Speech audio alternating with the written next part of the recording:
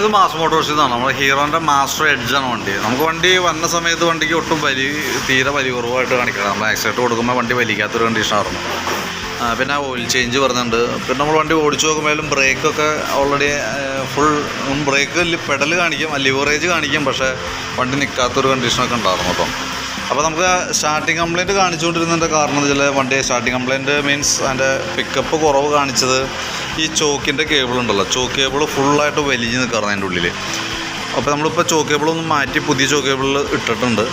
ആ chalk cable വലിഞ്ഞ് നിൽക്കുമ്പോഴുള്ള problem എന്ന് വെച്ചാൽ പെട്രോൾ കൂടുതൽ എഞ്ചിൻ ഹെഡിലേക്ക് ഇറങ്ങി ചെല്ലും. അപ്പോൾ അത് ഫുള്ളായിട്ട് കത്തിക്കാനുള്ള ഇഗ്നീഷൻ പവറോ ടൈമിങ്ങോ നമുക്ക് അതിനകത്ത് കിട്ടാത്തൊരു സിറ്റുവേഷൻ വരും. അപ്പോൾ അത് ഇപ്പോൾ ഈ പ്ലഗിനകത്ത് നോക്കുമ്പോൾ തന്നെ അറിയാം നല്ല രീതിയിൽ കരി പോലെ അടിച്ചിട്ടുണ്ട്. അപ്പോൾ അങ്ങനെ വരുമ്പോഴത്തേക്കും പ്ലഗ് ഷോർട്ട് വരും. അതാണ് നമ്മുടെ കംപ്ലയിൻ്റ് ആയിരുന്നത്. അപ്പോൾ നമ്മൾ ഓൾറെഡി ചോക്ക് കേബിൾ മാറ്റിയിട്ടുണ്ട്, പ്ലഗും മാറ്റി, എഞ്ചിൻ ഓയിലും മാറ്റി വണ്ടി ഓടിച്ച് നോക്കിയായിരുന്നു.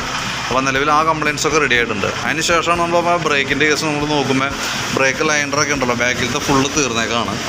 ഫുൾ ബ്രേക്ക് ലൈനർ തീർന്ന് നിൽക്കണം കേട്ടോ. അപ്പോൾ നമ്മൾ ലൈനറൊക്കെ നമുക്കൊന്ന് റീപ്ലേസ് ചെയ്യാം. അതേപോലെ തന്നെ ഈ ബ്രേക്കിൻ്റെ കേബിളുകൾ 3 ബ്രേക്ക് കേബിൾ, ബാക്കിലേക്ക് വന്ന ഒരു കേബിളും ഫ്രണ്ടിലേക്ക് വന്ന 2 കേബിൾ, റൈറ്റ് സൈഡ് ബ്രേക്ക് കേബിളും ഫ്രണ്ട് കോമ്പി ബ്രേക്കിൻ്റെ കേബിളും, 2 കേബിളും ഔട്ടർ വലിഞ്ഞിട്ട് ഫുൾ ടൈറ്റായിട്ട് എടുക്കുക.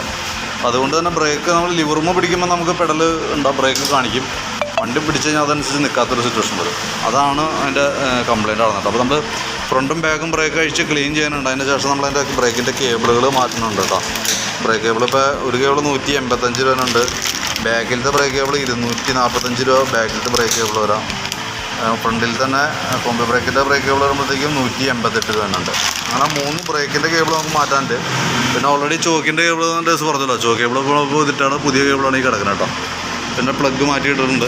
സ്പീഡോമീറ്ററിൻ്റെ കേബിളും വർക്കിംഗ് അല്ല, അപ്പോൾ നമ്മൾ അതുകൂടിയും കൂട്ടത്തിൽ ചേഞ്ച് ചെയ്യാനുണ്ട് കേട്ടോ. സ്പീഡോമീറ്റർ കേബിൾ വരുമ്പോൾ നമുക്ക് 120 രൂപ അതിൻ്റെ കോസ്റ്റ് ഉണ്ട് കേട്ടോ. പിന്നെ നമുക്ക് അതിൻ്റെ ഫിറ്റിംഗ് ചാർജ് കാര്യങ്ങളൊക്കെ വരും, എഞ്ചിൻ ഓയിലിൻ്റെ എമൗണ്ട് വരും.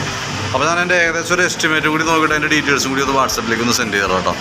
അപ്പോൾ വർക്ക് കംപ്ലീറ്റ് ആകുമ്പോൾ വിളിക്കാം. എന്നാലും പ്രത്യക്ഷത്തിൽ ഓടിച്ചിട്ട് വേറെ പ്രശ്നമായിട്ടൊന്നും തോന്നണമെന്നില്ല. വണ്ടി ചെളിക്കട് ഓടിയസ് പറഞ്ഞിരുന്നു, പക്ഷേ നമുക്കങ്ങനെ വേറൊരു കംപ്ലയിൻ്റ് ഉള്ളതായിട്ടൊന്നും ഓടിക്കുമ്പോഴും കിട്ടണില്ല, വേറെ ഒന്നും കംപ്ലയിൻറ്റ് കാണുന്നില്ല കേട്ടോ. അപ്പോൾ ഈ പറഞ്ഞാൽ ഇത്ര വർക്കുകൾ നമ്മളതിനകത്ത് കംപ്ലീറ്റ് ചെയ്യാം. അതിൻ്റെ ഒരു എസ്റ്റിമേറ്റും കൂടി ഞാൻ വാട്സാപ്പിലേക്ക് ഷെയർ ചെയ്തിട്ടേക്കാം. ഓക്കെ.